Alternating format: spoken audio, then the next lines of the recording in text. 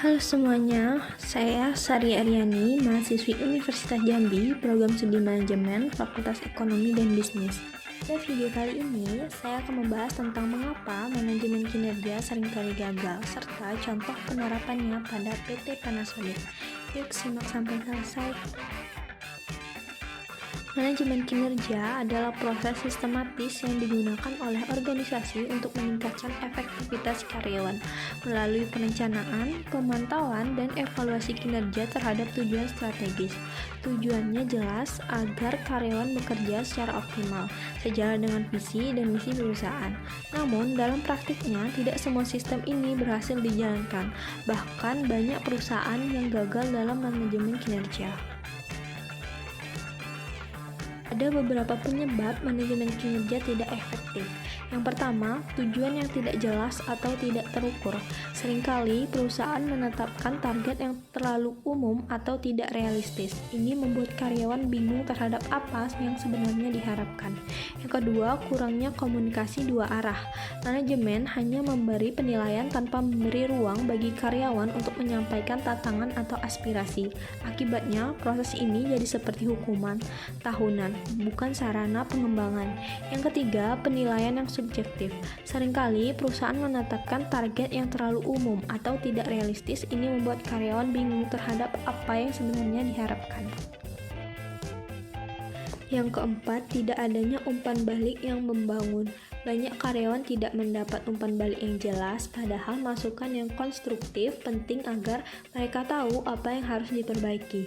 Yang kelima, minimnya tindak lanjut. Setelah penilaian dilakukan, tidak ada tindakan nyata seperti pelatihan, rotasi kerja, atau penghargaan. Akibatnya, manajemen kinerja menjadi formalitas belaka. Kasus pada kali ini yaitu pada PT Panasonic Global Indonesia.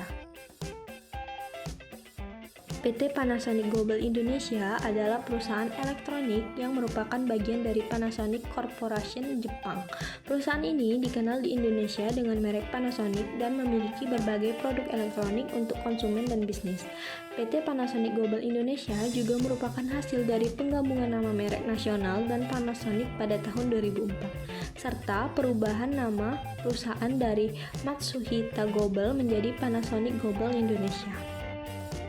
Gagalnya manajemen kinerja pada PT Panasonic Global Indonesia, apa sih yang terjadi? Panasonic melakukan penggabungan unit bisnis dan pengurangan tenaga kerja secara besar-besaran.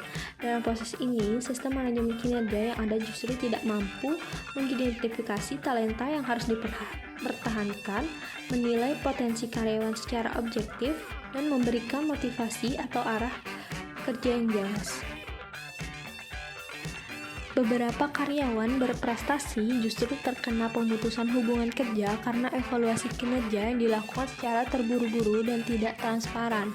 Hal ini berdampak pada turunnya moral kerja dan meningkatnya turnover karyawan pasca restrukturisasi.